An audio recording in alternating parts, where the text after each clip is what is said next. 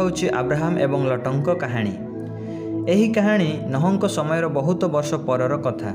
ଏହି କାହାଣୀଟି ହେଉଛି ଜଣେ ଧନୀ ବ୍ୟକ୍ତିଙ୍କର, ଯାହାଙ୍କ ନାମ ଆବ୍ରାହାମ ଥିଲା, ଯାହାଙ୍କୁ ପରମେଶ୍ୱର ପରେ ଆବ୍ରାହାମ ବୋଲି ନାମ ଦେଲେ ଏବଂ ତାଙ୍କ ପତ୍ନୀ ସାରୀଙ୍କୁ ସାରା ବୋଲି ନାମ ଦେଲେ।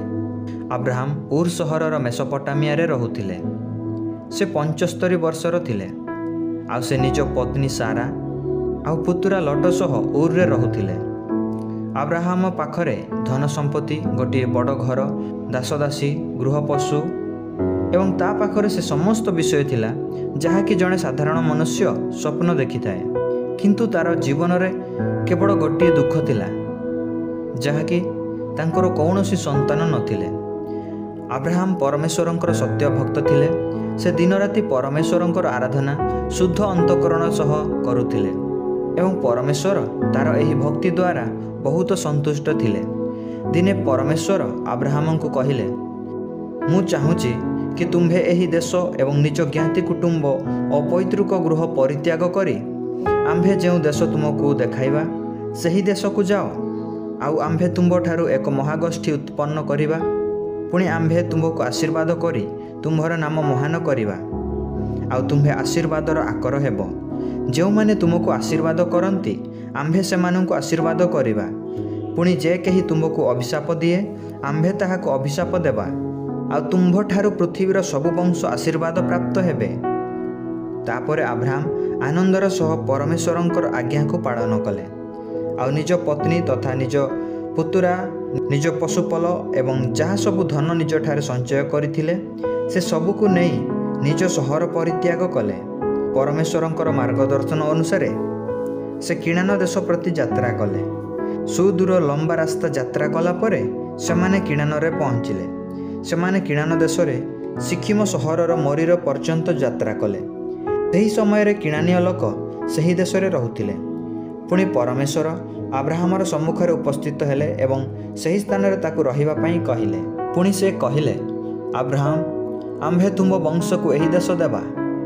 ପୁଣି ଆବ୍ରାହାମ ଯେଉଁ ସ୍ଥାନରେ ପରମେଶ୍ୱର ତାକୁ ଦର୍ଶନ ଦେଇଥିଲେ ସେହି ସ୍ଥାନରେ ଗୋଟିଏ ଯଜ୍ଞବେଦୀ ନିର୍ମାଣ କଲେ, ଯାହାଦ୍ୱାରା କି ସେଠାରେ ପରମେଶ୍ୱରଙ୍କର ଆରାଧନା କରିପାରିବେ।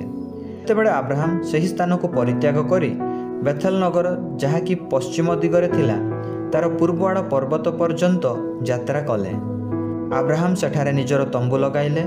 ସେହି ସ୍ଥାନରେ ସେ ସଦାପ୍ରଭୁଙ୍କ ପାଇଁ ଦ୍ୱିତୀୟ ଯଜ୍ଞବେଦୀ ନିର୍ମାଣ କଲେ। ଆଉ ଆବ୍ରାହାମ ସେଠାରେ ପରମେଶ୍ୱରଙ୍କର ଆରାଧନା କଲେ। ଏହାପରେ ଆବ୍ରାହାମ ପୁଣି ଯାତ୍ରା ଆରମ୍ଭ କଲେ ଏବଂ ଦକ୍ଷିଣ ଦିଗକୁ ଗଲେ। କିନ୍ତୁ ସେହି ସମୟରେ ଦୁର୍ଭିକ୍ଷ ପଡ଼ିଲା, ବର୍ଷା ହେଉନଥିଲା। ତେଣୁ ସେ ବଞ୍ଚି ରହିବା ପାଇଁ ମିଶର ଦେଶ ପ୍ରତି ଯାତ୍ରା କଲେ। ପୁଣି ମିଶରର ନିକଟତର ପହଞ୍ଚି ଆବ୍ରାହାମ ନିଜ ପତ୍ନୀ ସାରୀଙ୍କୁ କହିଲେ, ମୁଁ ଜାଣେ କି ତୁମେ ବହୁତ ସୁନ୍ଦରୀ। ଆଉ ମିଶରର ଲୋକମାନେ ତୁମକୁ ଦେଖି ତୁମେ ମୋହର ପତ୍ନୀ ବୋଲି ଜାଣିଲେ ସେମାନେ ମୋତେ ମାରିଦେବେ, କାରଣ ସେମାନେ ତୁମକୁ ମୋ ଠାରୁ ଛଡ଼ାଇ ନେବା ପାଇଁ ଚେଷ୍ଟା କରିବେ। ସେଥିପାଇଁ ତୁମ୍ଭେ ଲୋକମାନଙ୍କୁ କହିବ କି ତୁମ୍ଭେ ମୋର ଭଉଣୀ ବୋଲି। ପୁଣି ଏହି ପ୍ରକାରେ ତୁମ୍ଭେ ମୋ ଜୀବନକୁ ବଞ୍ଚାଇ ପାରିବ। ଏହାପରେ ଆବ୍ରାହାମ ମିଶରରେ ପହଞ୍ଚିଲେ ଏବଂ ଲୋକମାନେ ସାରୀଙ୍କୁ ପରମ ସୁନ୍ଦରୀ ଦେଖିଲେ। ପୁଣି ଫାରୋଙ୍କର ଅଧିପତିମାନେ ଯେତେବେଳେ ତାଙ୍କୁ ଦେଖିଲେ ସେମାନେ ଫାରୋଙ୍କୁ ଯାଇ କହିଲେ କି ସେ ବହୁତ ସୁନ୍ଦରୀ ସ୍ତ୍ରୀ ବୋଲି। ଏହିପରି ଆବ୍ରାହାମ ଏବଂ ସାରା ଫାରୋଙ୍କ ଗୃହରେ ପହଞ୍ଚିଲେ। ଫାରୋ ଆବ୍ରାହାମ ଉପରେ ଦୟା କଲେ, କାରଣ ସେ ଭାବିଲେ କି ସେ ସାରୀଙ୍କ ଭାଇ। ଆଉ ଫାରୋ ତାକୁ ମେଷ, ଗୋରୁ, ଗର୍ଦ୍ଧବ, ଗର୍ଦ୍ଧବୀ ଓ ଦାସଦାସୀ ଏବଂ ଉଟ ଦେଲେ। ସେତେବେଳେ ପରମେଶ୍ୱର ଆବ୍ରାହାମଙ୍କ ପତ୍ନୀ ସାରୀଙ୍କ କାରଣରୁ ଫାରୋ ଓ ତାଙ୍କ ପରିବାର ଉପରେ ମହାମାରୀ ଘଟାଇଲେ। ସେଥିପାଇଁ ଫାରୋ ଆବ୍ରାହାମକୁ ଡାକି କହିଲେ, ତୁମ୍ଭେ ଆମ୍ଭ ସହ ଏ କ'ଣ କଲ? ତୁମ୍ଭେ ମୋତେ କାହିଁକି ଜଣାଇଲ ନାହିଁ କି ସେ ତୁମ ପତ୍ନୀ ବୋଲି? ମୁଁ ତାକୁ ଏଥିପାଇଁ ରଖିଥିଲି କାରଣ ମୁଁ ତାକୁ ବିବାହ କରିବାକୁ ଚାହୁଁଥିଲି। କିନ୍ତୁ ଏବେ ତୁମେ ନିଜ ପତ୍ନୀକୁ ନେଇ ଏଠାରୁ ଚାଲିଯାଅ।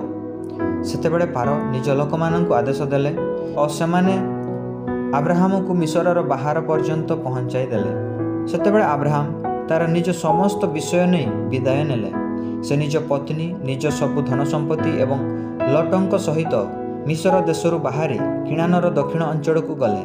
ସେହି ସମୟରେ ଆବ୍ରାହାମ ବହୁତ ଧନୀ ଥିଲେ। ତା ପାଖରେ ବହୁତ ପଶୁ, ସୁନା, ରୂପା ଥିଲା ଏବଂ ସେ ଦକ୍ଷିଣ ଦେଶକୁ ଯାଇ ବେଥେଲର ନିକଟବର୍ତ୍ତୀ ଯେଉଁ ସ୍ଥାନରେ ପୂର୍ବରେ ସେ ଯଜ୍ଞବେଦୀ ଓ ତମ୍ବୁ ନିର୍ମାଣ କରିଥିଲେ ସେହି ସ୍ଥାନରେ ପହଞ୍ଚିଲେ। ସେଠାରେ ସେ ସଦାପ୍ରଭୁଙ୍କ ନାମରେ ପ୍ରାର୍ଥନା କଲେ ଆଉ ଲଟ ମଧ୍ୟ ବହୁତ ଧନ ପ୍ରାପ୍ତ କଲେ। ତା ପାଖରେ ପଶୁ ଏବଂ ଦାସଦାସୀଙ୍କର ଗୋଟିଏ ଅଲଗା ସମୂହ ଥିଲା। ଦିନେ ଆବ୍ରାହାମର ପଶୁପାଳକ ଏବଂ ଲଟଙ୍କର ପଶୁପାଳକ ମଧ୍ୟରେ ଝଗଡ଼ା ହେଲା। ସେତେବେଳେ ଆବ୍ରାହାମ ଲଟଙ୍କୁ ଡାକି କହିଲେ କି ଆମ୍ଭେ ସମସ୍ତେ ଭାଇ ବନ୍ଧୁ ଅଟୁ। ଆମ ମଧ୍ୟରେ ଓ ତୁମ ପଶୁପାଳକ ଏବଂ ମୋ ପଶୁପାଳକଙ୍କ ମଧ୍ୟରେ ଝଗଡ଼ା ଯେମିତି ନ ହେଉ, ସେଥିପାଇଁ ଆମେ ଅଲଗା ହୋଇଯିବା। ଯଦି ତୁମେ ଡାହାଣକୁ ଯିବ ତେବେ ମୁଁ ବାମକୁ ଯିବି, ନହେଲେ ଯଦି ତୁମେ ବାମକୁ ଯିବ ତେବେ ମୁଁ ଡାହାଣକୁ ଯିବି। ପୁଣି ଲଟ ଦେଖିଲେ ସୋଦମ ଓ ହମରା ସହର ନିକଟରେ ଜର୍ଦ୍ଦନର ସମସ୍ତ ପ୍ରାନ୍ତର ଭଲ ରୂପେ ଜଳରେ ପୂର୍ଣ୍ଣ ଓ ଚାଷ କରିବା ଯୋଗ୍ୟ ଥିଲା। ସେଥିପାଇଁ ସେ ସେହି ଜାଗାକୁ ବାଛିଲେ। ତୁରନ୍ତ ସେ ସେହି ସ୍ଥାନକୁ ଚାଲିଗଲେ ଏବଂ ସୋଦମ ନିକଟରେ ନିଜ ତମ୍ବୁ ଲଗାଇଲେ। କିନ୍ତୁ ସୋଦମର ଲୋକମାନେ ବହୁତ ଦୁଷ୍ଟ ଓ ପାପୀ ଥିଲେ। ତଥାପି ଲଟ ସେ ସମସ୍ତ ବିଷୟକୁ ଧ୍ୟାନ ଦେଲେ ନାହିଁ। ସେ ଜାଣିଥିଲେ କି ଏହା ତାର ପଶୁପଲ ପାଇଁ ସବୁଠାରୁ ଭଲ ଜାଗା। କିନ୍ତୁ ଆବ୍ରାହାମ କିଣାନର ଶୁଖିଲା ଭୂମିରେ ହିଁ ରହିଗଲେ। ଯେତେବେଳେ ଲଟ ଆବ୍ରାହାମଠାରୁ ଅଲଗା ହୋଇଗଲେ, ପୁଣି ଆବ୍ରାହାମ କିଣାନରେ ରହିବାକୁ ଲାଗିଲେ, ସେତେବେଳେ ପରମେଶ୍ୱର ଆବ୍ରାହାମକୁ କହିଲେ, ନିଜ ଚତୁର୍ଦିଗକୁ ଦେଖ, ଉତ୍ତର ଦକ୍ଷିଣ ପୂର୍ବ ଓ ପଶ୍ଚିମ ଦିଗକୁ ଦେଖ। ଏହି ସମସ୍ତ ଦେଶ ଯାହା ତୁମେ ଦେଖିପାରୁଛ, ଆମେ ତୁମକୁ ଓ ଯୁଗ ଅନୁସାରେ ତୁମ ଯେଉଁ ବଂଶ ଆସିବେ ତାଙ୍କୁ ଦେବା। ଏହି ଦେଶ ସଦାସର୍ବଦା ତୁମ ନିମନ୍ତେ ହେବ। ଆମେ ତୁମ ବଂଶକୁ ପୃଥିବୀର ଧୂଳି ପରି ଅସଂଖ୍ୟ କରିବା। ଯଦି କେହି ଯେବେ ପୃଥିବୀର ଧୂଳି ଗଣିପାରେ, ତେବେ ସେ ତୁମ ବଂଶକୁ ଗଣନା କରିପାରିବ। ସେଥିପାଇଁ ଯାଅ, ନିଜ ଭୂମିରେ ଚାଲ, ଆମ୍ଭେ ଏହା ତୁମକୁ ଏବେ ଦେଉଛୁ। ପୁଣି ଆବ୍ରାହାମ ନିଜ ତମ୍ବୁ ଉଠାଇ ମମ୍ରିର ଆଲନ ବୃକ୍ଷ ମୂଳେ, ଯାହା ହେବ୍ରୋନ ନଗରରେ ଥିଲା, ସେଠାରେ ଯାଇ ରହିଲେ।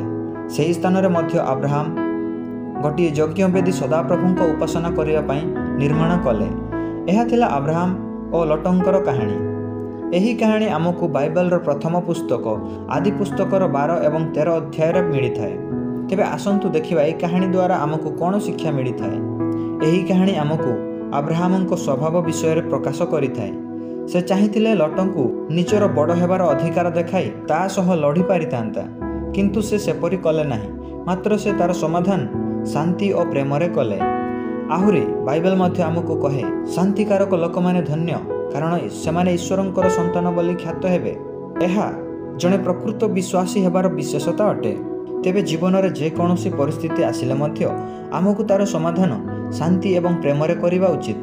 ଦ୍ୱିତୀୟ ଶିକ୍ଷା, ଆବ୍ରାହାମ ନିଜ ପଶୁପାଳକ ଏବଂ ଲଟର ପଶୁପାଳକଙ୍କର ଝଗଡ଼ାକୁ ସମାଧାନ କରିବା ପାଇଁ କୋମଳ ଶବ୍ଦର ବ୍ୟବହାର କଲେ।